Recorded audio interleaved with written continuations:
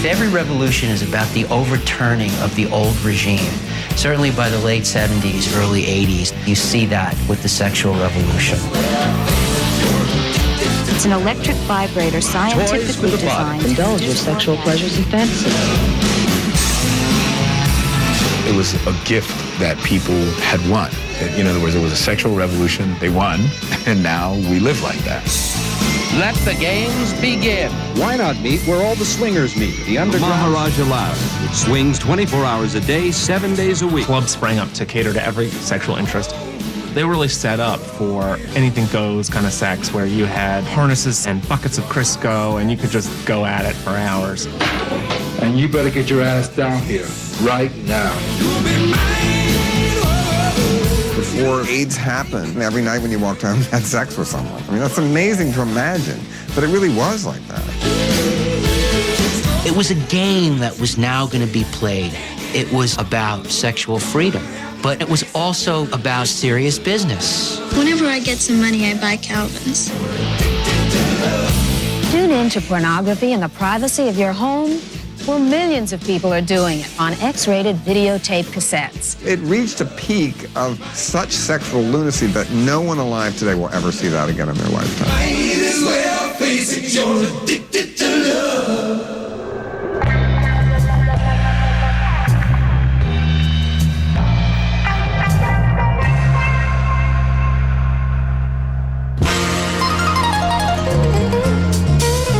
By the late 1970s, you see the sexual revolution peaking in disco culture and how that reflects the abandon of the times.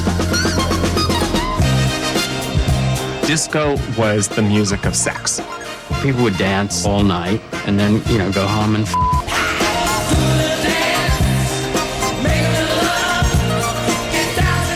Where people wanted to have sex, they were going to have sex.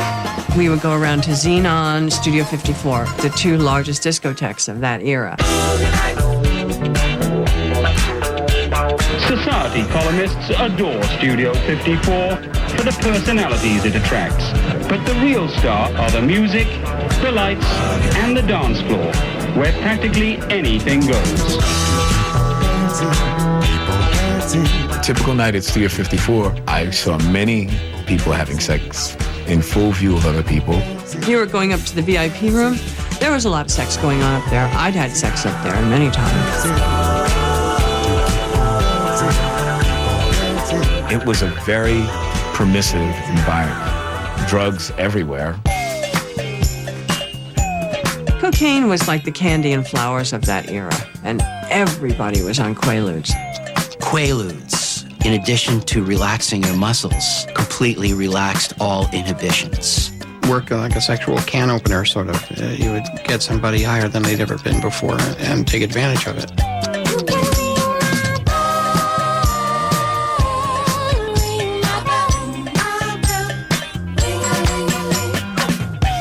That's why certain people call them leg spreaders. And the whole pharmacopoeia of hedonism at that time was about sexuality.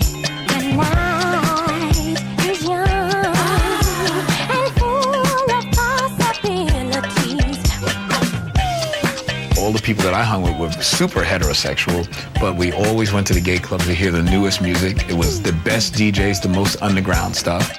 Disco, which had been a very gay thing, became a gigantic commercial force in music. The first time I heard the Village People, I went over to the DJ and said, wow, what was that? The funny thing about the Village People was it was all tongue-in-cheek. Like kids, when you were growing up, everybody wanted to be a cowboy or in the army. That's sort of what Village People was about. When they sang YMCA, what they meant was, let's go to the YMCA and get laid.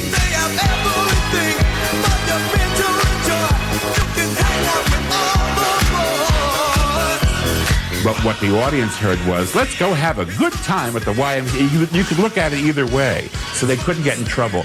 And it felt like, wow, the gay rights movement, they take it into a whole nother level. It's invading pop culture. YMCA, and it's all sign language and stuff, and they have no clue as to what the thing really was about. At the same time, of course, you had sex clubs opening all over the place. There were lots of swing clubs, orgies, went to places like Plato's Retreat. Plato's Retreat was a swingers club. You'd pay a certain amount of money, and there were hot tubs and swimming pools. Very similar to Studio 54, except a naked version with lots of mattresses and rooms for people to do whatever they wanted. The place was like Sodom and Gomorrah, just a little den of debauchery. It's called a freak. They're doing it not today. Allow us. We'll show you the way. Swinging in the 60s was suburban swinging. You know, these key parties, they called them. What Plato's did was it created an emporium for it. And now there was big money to be made. Now here we are in the beautiful mat room of Plato's Retreat, the most famous place in the world, probably. It was owned by this guy named Larry Levinson, who is described as not being the smartest guy in the world. It's a beautiful sight to watch 30 couples all naked, touching, caressing, and making love. He was, like a cab driver kind of guy, and he was the host of this fancy swing club. Hi, swingers. We're Larry and Mary, co-owners of Plato's Retreat. Regarded himself as the king of swing, so he had a throne. Is he active at his own club? Of course. He line them up and he gives them numbers. Time magazine reported that 6,000 people a month were going through that place. We have a song out, Plato's Retreat, that's #1 in the country right now.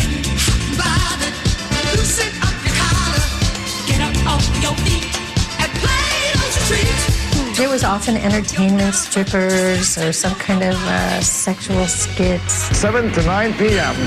We have male strippers here for ladies only. At 9 p.m. we reopen our doors for ladies mud wrestling. We came out and we started wrestling around and rolling around and cutting each other's clothes off with knives. And, it was very sexy and very fun. All excited. Let's all do the freak and Plato's Retreat.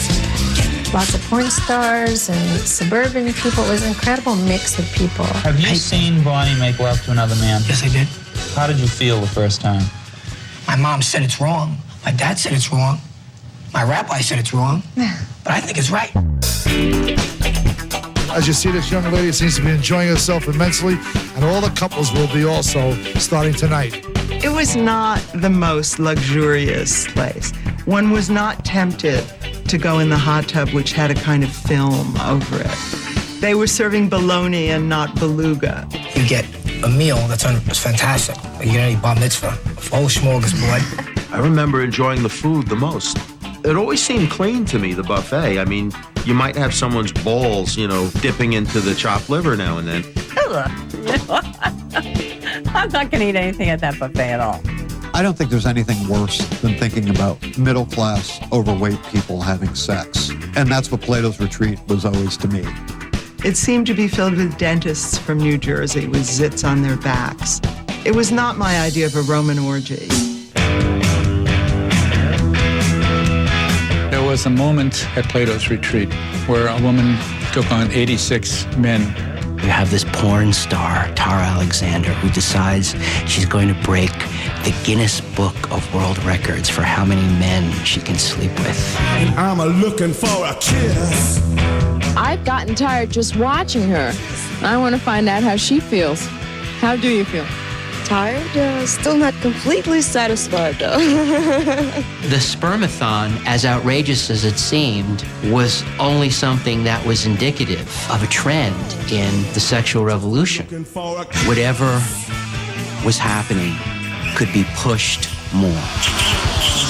Do you feel like you fulfilled your fantasy? No, I wanted more.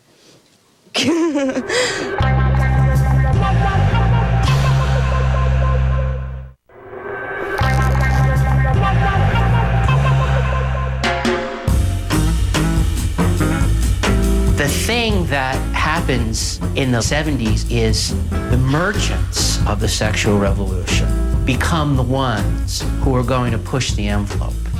You really see it in the competition between the publishers of skin mags. Playboy was going very strong through the 60s and 70s. There were 5 million men who bought it every month. It sold about 5 million copies. The market is getting larger, but our percentage share of it is smaller. Playboy was the most imitated magazine in America and the world. Yes, there were about 50 imitations. The newsstands are filled with Playboy imitators who are willing to be more blatant, more aggressively erotic. In order for them to get an audience, they had to go a little down market and get a little dirtier with things. There is certainly a lot that's being published today that makes Playboy look rather establishment. Hefner, when he started Playboy magazine, it was mostly topless stuff, cheesecake photos, no bottomless business, no showing of private parts and the rest.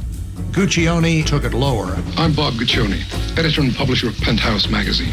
Guccione does a lot of his own photography. Same shot again, right? Leaving no part of the female anatomy hidden. Shake your hair up a little bit. Medical textbooks show no more. Things were changing. In Penthouse, there's now pubic hair. Full frontal nudity became standard at Penthouse 4 years ago, and Playboy followed in 3 months. The magazine is more permissive than it was, both in graphics and in text than it was, let's say, 3 or 4 years ago. Penthouse opened the Pandora's box. Then Playboy followed suit, and Hustler opened it even wider and had what they called showing pink.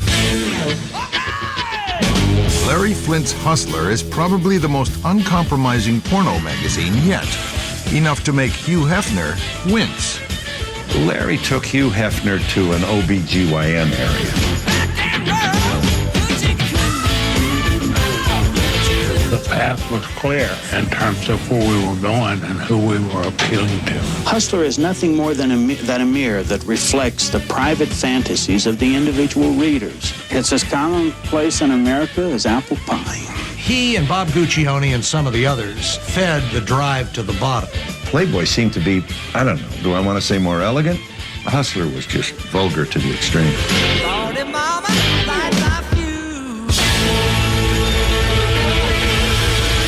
This particular cover of Hustler showed a woman's legs, and the rest of her had been fed into a meat grinder. Does she walk? Does she talk? Does she come complete?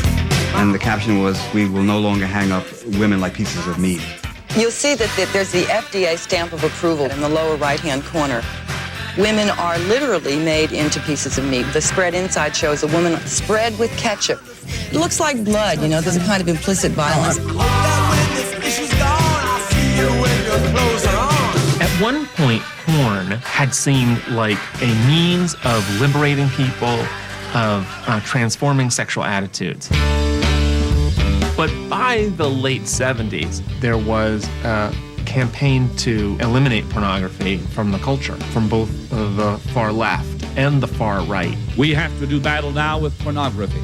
For women in the women's movement, porn really represented a symptom of an unhealthy society. Pornography is the sexualized subordination of women. One of the prominent factions of the anti-porn feminist movement was this group, Women Against Pornography. So they think, okay, we're going to persuade people where the religious right has always failed, that porn is bad. And they decided, they made this conscious choice that they were going to set up their offices right in the middle of Times Square. Times Square was, a whole area of pornographic films, of prostitution, of drugs. That was the center of the porn industry, and we said that's where we're going to have our office. Their trademark tactic is they have these tours. A few times a week where we took people around to see what real life porn looked like. They'll have a bunch of nuns or a group of high school students come and they'll speechify about how it's bad. We'll see people, brand new people. There's something to see. Feminists giving a tour to a ladies' auxiliary group up into Showroom, where there are big gaping, and bazooms and John Holmes going up and stuff. Oh, isn't it wild? And they just were bug-eyed. Women touring Times Square flesh palaces to mobilize support for a conference and mass march against pornography. The march was being led by Gloria Steinem, Bella Abzug, and 5,000 angry feminists. We were marching through the streets of Times Square, all of us by the thousands, pointing at the theater and saying, shame, shame, shame. Thousands of women waving their banners in their fists. They had placards, down with porn, porn kills. There were some very angry girls in there. You remain a committed feminist, and you're back to speak out against pornography. What really arrested my attention were the feminists who came in to remind the mothers in my audience that these naked pictures objectified women. The images go way beyond the old-style Playboy. It gets into images of women being bound, raped, tortured, mutilated, even murdered in the name of sexual stimulation and pleasure. The explosion of softcore, sexually explicit, often violent pictures into everyday life infuriates feminists. The idea that women like to be beaten, the idea that that is sexy, it's not just sleazy bookstores, it's not just Hustler magazine, it's seeped into the whole culture. You really started to see it, with the Rolling Stones' Black and Blue. Which is the Rolling Stones billboard on Sunset Boulevard. There's a huge feminist reaction to that. If you'll notice, there's a woman there. She's very glamorized. There are bruises on the inside of her legs. She's bound with rope, and she's saying, the caption says, "I'm black and blue from the Rolling Stones," and I love it. That sort of crossed a strange boundary. If you'd had Mick tied up and beaten by a dominatrix, that would have been okay. But this sort of defenseless woman tied up like that, it really made people cringe. The terrible thing about it is that a lot of men get to believe that whatever they do to us, including the violent stuff, is really what we secretly want. That's what was happening in the mainstream media and advertising more and more. And I think it played directly into the hands of people who were going to point to the sexual revolution and say, this has gone too far.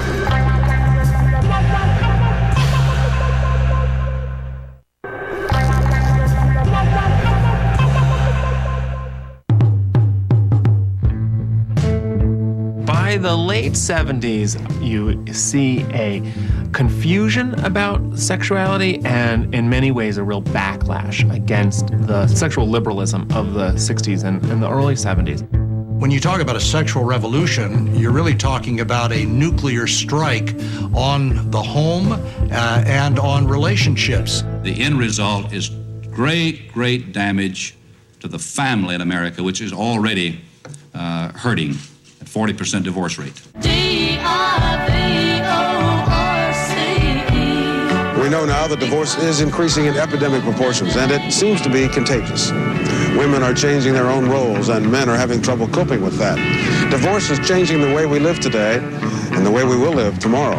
I think that people got crazy from all of the choices that were suddenly available to them. They just became unwilling to languish in a marriage in which they had become sexually bored, if not celibate. And now you can be divorced for irreconcilable differences, which can mean anything, and which oftentimes did mean bad sex in the marriage. Sexual dysfunction will be such a great cause for this divorce that it more than equals all the other causes. I wish that we could stop this divorce. Divorce was a huge story, and it was everywhere in the popular culture as well. You know, television was replete with divorce. It was everywhere. And suddenly you had a whole slew of films that just mirrored the situation back. Kramer versus Kramer told the story of a woman who felt neglected by a husband, and she needs to leave the marriage to find herself. And the Dustin Hoffman character, Ted, finds himself really deserted by his wife. And there's this famous scene in the beginning where Meryl Streep leaves him. It reflected a social and cultural phenomenon that had been gathering force for a decade. Guys, eat. Ted, I'm leaving you. Ted, keys. Here are my keys. Here's my American Express card. Here's my Bloomingdale's credit card. Here's my checkbook. Social conservatives said marriage should be sacred. It's the basis of not only the family, but the health of the whole society. The American people want to return to traditional values, a return to basics, to the family. The counter-revolution is stepping up efforts aimed at reversing what many see as this country's slide into immorality. A lot of religious conservatives saw the things that they cared deeply about being undermined, and they felt that their values were being trashed, and they were angry about it. Christians for Reagan, the nation's largest Christian political action committee in Washington, D.C., has launched a massive campaign to mobilize 40 million Christian voters. Reagan became one in whom many religious conservatives put their faith.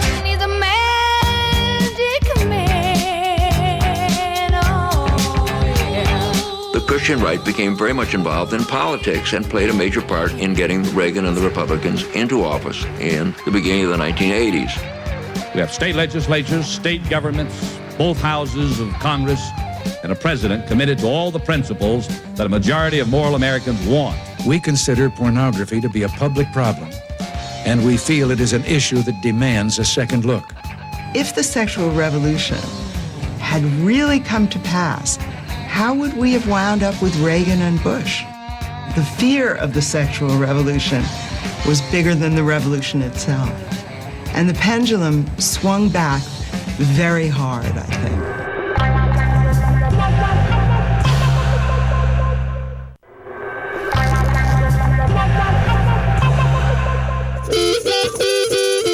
This medical mobile unit is equipped with private screening areas. On-site testing and treatment for syphilis and gonorrhea will be given from 3 to 9 p.m.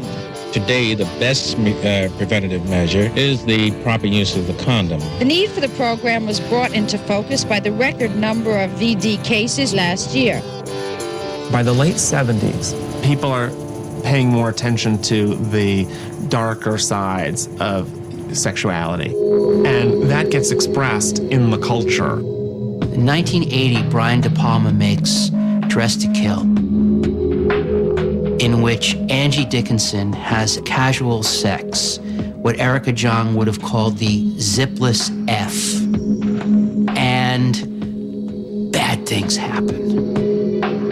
A film like that sent a pretty clear message that if a woman goes looking for sex, there's going to be a price to pay. That was part of a shift in the ethos of the culture. That was the beginning of a whole trend in cinema that would really begin to explore the dark side of the sexual revolution. Films like Cruising, which is set in the gay underworld, Looking for Mr. Goodbar. This story showed you what would happen if you found Mr. Wrong instead of Mr. Right. If you look at the course of these films, you can almost see the anxieties that the sexual revolution is creating mirrored in these filmmakers' presentations.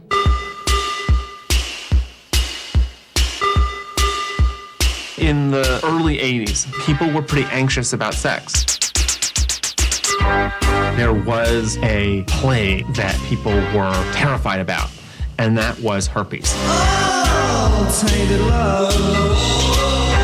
Tainted love. The big H used to be heroin. Now the big H is herpes. It's a virus, but it goes away, but it comes back, and it's not really curable.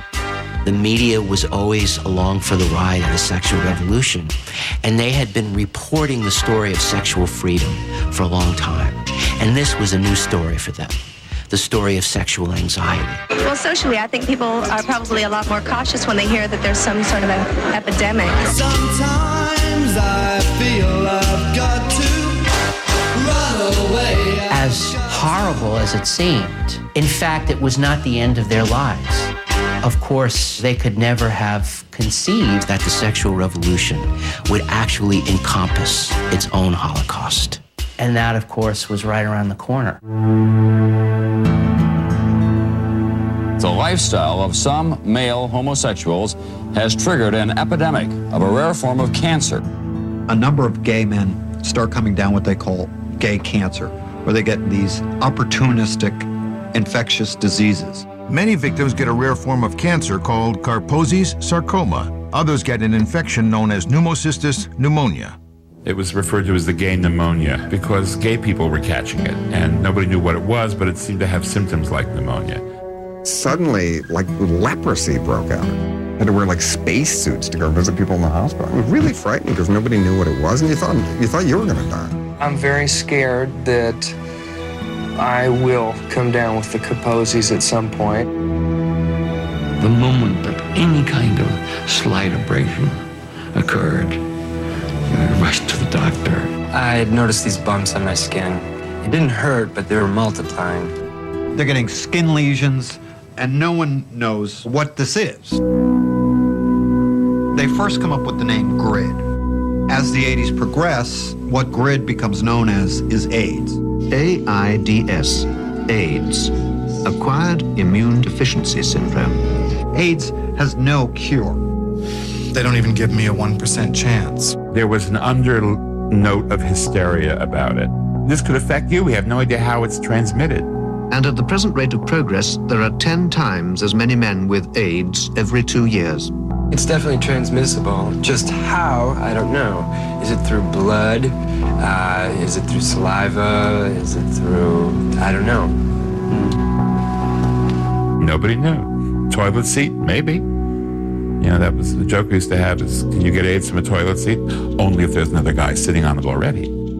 There was endless talk about that put across the notion that AIDS is much easier to get than it is. People were embracing the worst kind of superstitious nonsense. I understand that there are certain ways you can kiss and not be exposed, and certain ways you kiss and definitely be exposed to it. The information related to AIDS was not forthcoming in the mass media. Avoid interaction with people who might be getting it, which meant any gay people who you knew. That was the inference, and gay people were being made to feel like pariahs. It also fed in a very perverse way into this whole right-wing mentality that, they'd brought it on themselves. We do reap it in our flesh when we violate the laws of God. It was very easy to portray this as a kind of punishment brought on by promiscuity. We had lived through a time where our sexuality was a pure and innocent and liberating thing, and then we were being told that that was a wickedness that was now killing us. I think it says something about homosexuality, that it's wrong, that, God ordained a monogamous relationship and we're not having these problems, and I think it's wrong. Even though it doesn't cause it, it's wrong, and there's no way of getting around that. People who were dying were being told on their deathbeds that they were morally evil. Now let me understand your point. You really think God is kind of punishing them? Yes. It was not an illness. It was being determined to be a judgment. It was a harrowing time. And then it almost became a cemetery of memories. Of the 10 most important people in my life, 9 died of AIDS. My whole generation was wiped out by the AIDS epidemic. There was anger about not getting any help from the government. Reagan was a Johnny-come-lately on that. Maybe we put too much importance on it, but we did feel that if the President of the United States actually said this terrible thing is happening and we should try to do something about it, that it might make a difference, and he didn't. His silence seemed complicit with the religious moral condemnation of homosexuality.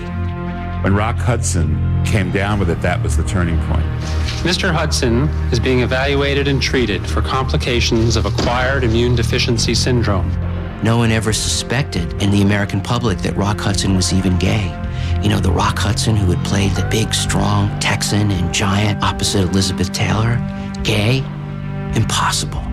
For the first time, People magazine did a really civilized profile of a gay celebrity, and the rest of the press followed suit, and they understood that they were not to sensationalize the story. It brought home to mainstream America how shattering it was to see someone suddenly be in this situation with this disease. Rock Hudson, one of the great male icons of the Hollywood of Ron and Nancy Reagan, that got their attention. Elizabeth Taylor joined the fight, and everybody takes her calls. I mean, even the Pope will talk to her, if only about jewelry. He'll answer her call. I don't want Americans to think AIDS simply affects only certain groups. AIDS affects all of us. It took until 1987 for Reagan to even mention AIDS in public. And by that time, over 25,000 people were already dead of it. And that was only the beginning.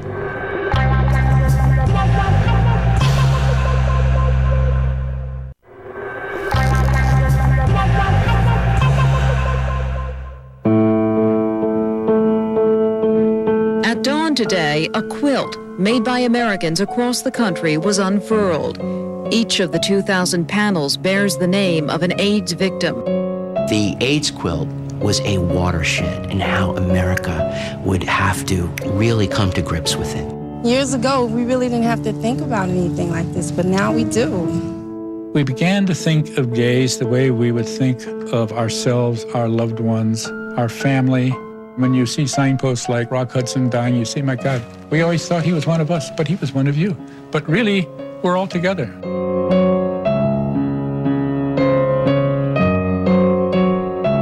I'm sure Mr. Reagan has not sent a letter saying this should not be happening in this country. I'm sorry, I'm supporting you. I'm sure he hasn't done that. I'm sure none of the congressmen or senators here have done that, and I want them to. And the whole Hollywood entertainment industry got behind it. I'm sick of seeing my friends die. It's a ridiculous idea that we can't get any federal money. The whole reaction changed. It, turned around.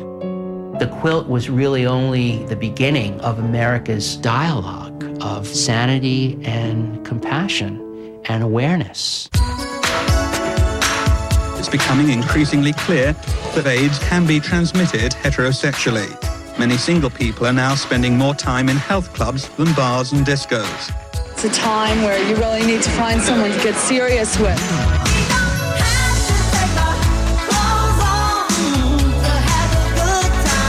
It just was the most extraordinary difference to the 60s, where promiscuous sex was part of this idealistic notion, to the fact that, you could die from it.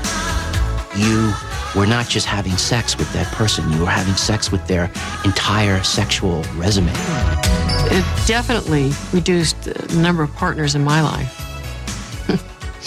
No question. Tonight, the city closed Plato's Retreat, that notorious heterosexual sex club on Manhattan's West Side. This after city inspectors went in to look for so-called dangerous sexual activities that contribute to AIDS. Plato's Retreat is more than just a club. It's an institution, it's a monument to sexual freedom, and they set us back 50 years. By 86, 87, the sexual revolution turns sour and dark. The moral majority is gathering momentum to push its agenda through the Reagan administration. The government begins investigating pornography. I want to announce that the Attorney General is setting up a new national commission to study the effects of pornography on our society.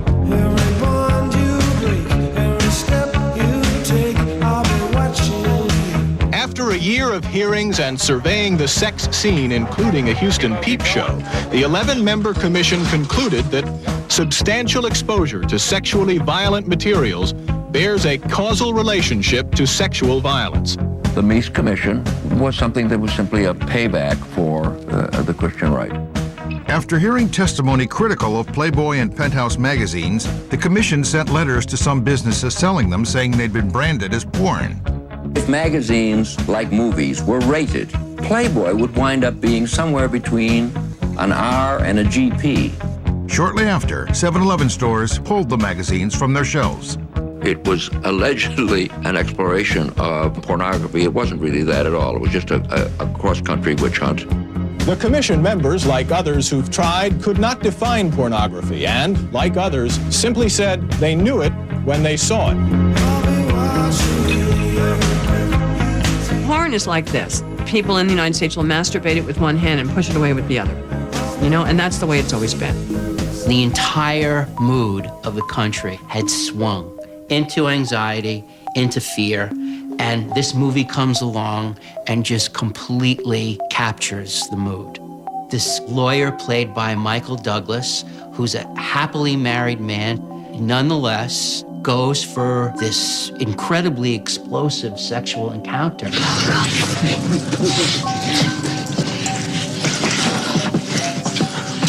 that turns into this woman stalking him who eventually threatens his entire family. What? That movie elevates family values in the end. You know, it uses the sexual revolution to create this amazing ride of a thriller. It shows you the ways in which it can be a nightmare, and then it vaunts traditional values as the bulwark against those dangers. There are things like that that happen around the time that you can point to and say, the sexual revolution is clearly over. People are a little afraid. That's right. That's why everyone's wearing rubber gloves. You go to your dentist, he comes to the door dressed in a wetsuit going, welcome. That's right. You meet someone special, you say, gosh, Helen, I care about you, but can I have some blood and urine so I can run some tests? With an estimated 1 million Americans exposed to the AIDS virus, no one can afford to take any chances. There was no such thing as safe sex. We had to kind of invent what safe sex was. The best protection against the infection right now, barring abstinence, is the use of a condom.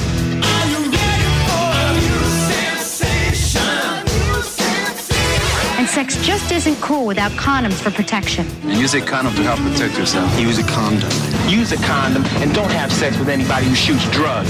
Condom sales just went through the roof. If you're gonna do it, you might as well be protected. There were more and different kinds of brands. And you start to see condom ads in places that you never had before. If you do have sex, use a condom. It may be the most important thing you ever do. That was the end of the random sexual fantasy part of the sexual revolution.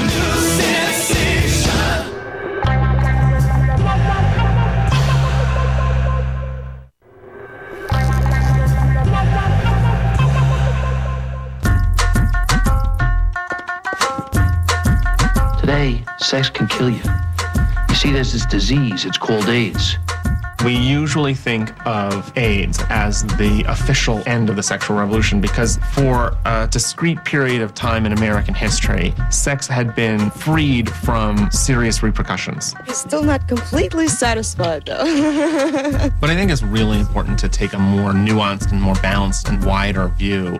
The AIDS epidemic didn't end the sexual revolution. It just required that the sexual revolution take different forms. There was no way the sexual revolution could be ended. Once that cat's out of the bag, it's out. Get your freak on. If you look at where we've come from the time of Kinsey, it's just staggering, the changes.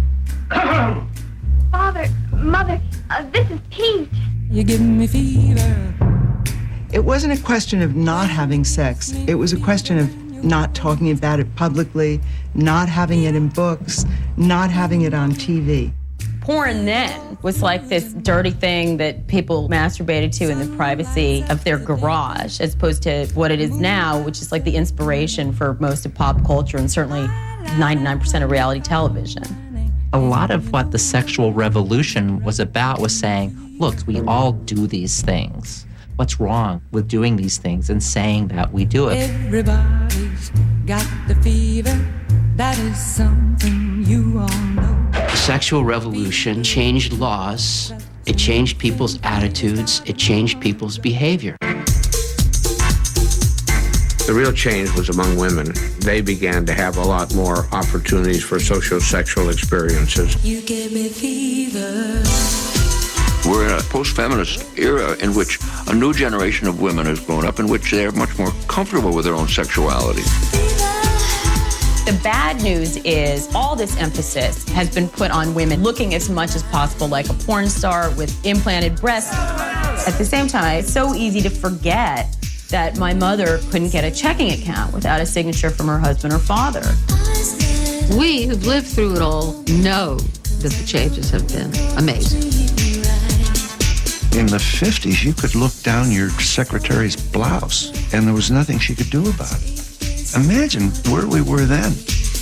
There wasn't any term like battered women. There wasn't any term like sexual harassment. It was just normal life. That was it. You give me fever. I think the sexual revolution was a wonderful thing in this country. I think it helped a lot of people have more open lives and much fuller lives. For gay people in this country, life is fundamentally different than it once was. You've got to remember that homosexuality was defined as being a mental illness. There was every reason to remain in the closet. You could get beat up, you could get incarcerated. Things changed, incredibly tumultuously.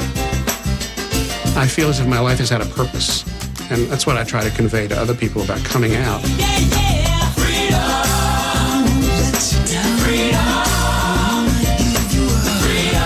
We've definitely made progress in terms of gay and lesbians on television.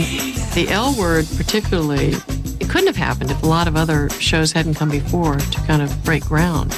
And then you have a movie like Brokeback Mountain.